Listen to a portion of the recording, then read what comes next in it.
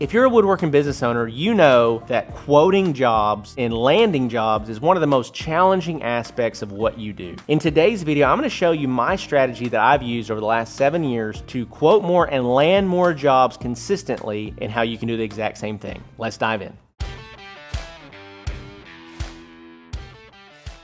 All right, well, welcome back to the channel as always. I'm so glad that you're here. My name is Vaught, I'm your host, and I'm so excited about today's video because this is a huge problem that a lot of woodworking business owners face, and that is quoting jobs and ultimately landing those jobs. How do you land more jobs? Now, there are some things that are outside of your control, right? Your competitors' pricing is outside of your control. And a lot of times, competitors will underprice jobs to land them, but they don't know that they're actually driving their business into the ground by not being profitable enough. And you can't control that. But what I want to show you today is kind of the process that I've used over the last several years to help me land a lot higher percentage of every quote that I give out. You're going to quote jobs that you don't get. That is part of the game, but I want to show you really the process that I've used to get more jobs. So number one, the first thing that I always do to try to land more jobs when I'm quoting jobs is before I give somebody an actual number, I always try to get a roundabout budget from them for the project. Now, some clients don't have any idea, they don't know, but I always just like to ask, hey, did you have any type of estimated budget for this project? And the reason I'm asking, Mr. and Mrs. Customer, is because this quote could vary dramatically based on different materials that I use. And I can use all kinds of different materials that are still really high quality materials, but they're gonna drastically change the price. Okay, so what type of budget were you thinking for something like this?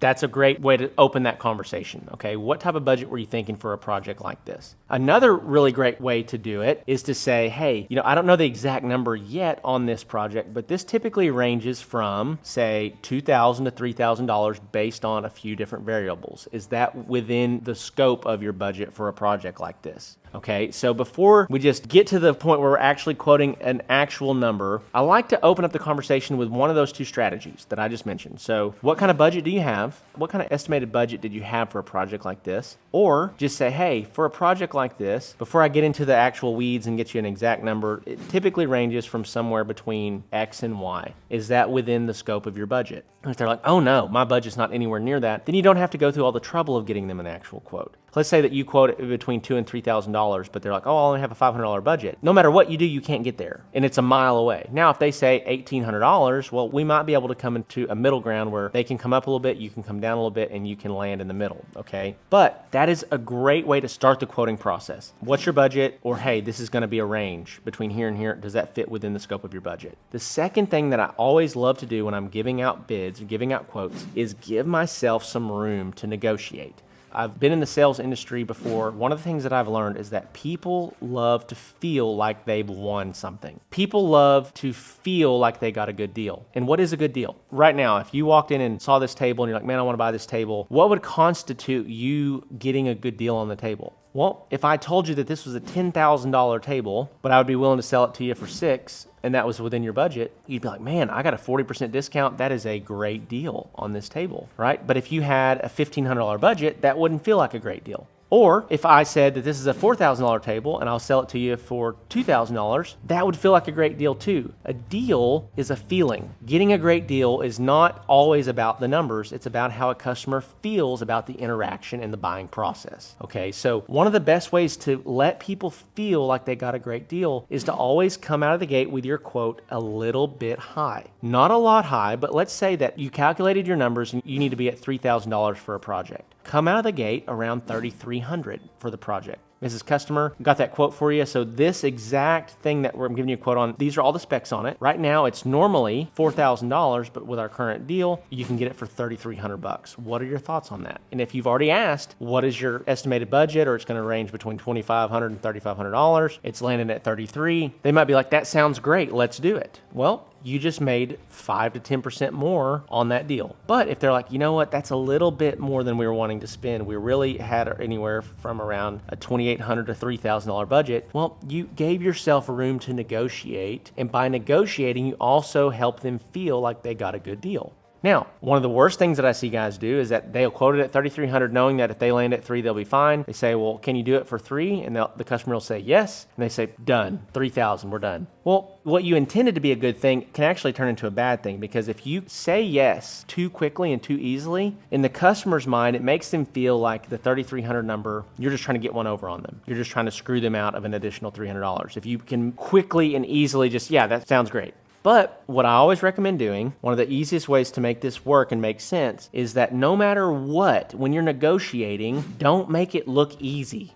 When you're negotiating, it needs to be like, well, let me work through my numbers again. Let me make sure that this is something that I can do financially. Let me double check. I don't know. Take a minute, come back. You know what? I would prefer to be at the 3,300 that I originally quoted you at, but in this unique instance, I can do 3,000 if we can put a deposit down today. Does that sound good? Do we have a deal? Just by changing the language and changing the way that you interact with the customer, you did the exact same thing. You ended up at $3,000, but instead of being like, yep, $3,000, we got a deal, being like, you know what? I normally don't do this. This is not something that we normally do, but I can make this work as long as it works for you.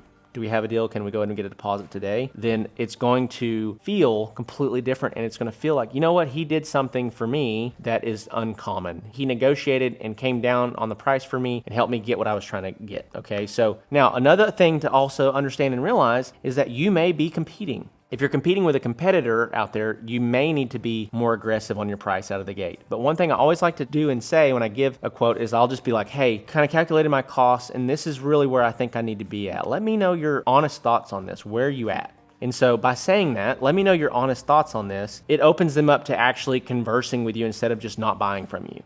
And saying something like, hey, would love to work with you. This project seems super awesome. Would love to build this for you. Let me know honestly where you're at on this financially, if this fits within your budget and if we can make this work. And it opens up a conversation. That is how you can land more deals. Okay, so this is really the strategy from the start to the end that I've used quoting jobs and landing more jobs. Hopefully this was helpful to you. If you are looking for some resources to help you grow your woodworking business, I've got 3 in the description below. Handmade Business Secrets ebook. It's completely free to you. Enter your name and your email and we'll send that over to you. It's about 100 pages long. We have gotten a ton of great feedback on it. We've had around 2,400 people read that book so far, and it has been hugely beneficial to so many out there, kind of helping you get the basics for your business skills inside of the woodworking industry. Number 2 is the Handmade Hero Academy. If you're looking for a low-cost option to get in the game and start developing some skills, walk through a step-by-step program that's going to take you to $5,000 to $10,000 per month with your woodworking business, this is it. I cannot recommend anything else anymore. And again, I say it every time, by landing one sale as a result of working through that program, it's going to more than pay for itself. And then lastly, if you're really trying to scale into the tens of thousands of dollars per month in your woodworking business and get serious about your woodworking business, be sure to check out the Woodworking Business Accelerator program, where we're currently working with over 35 clients all over North America, helping them scale and grow their businesses. And so with that being said, love you guys so much. Appreciate you. I'll see you in the next one.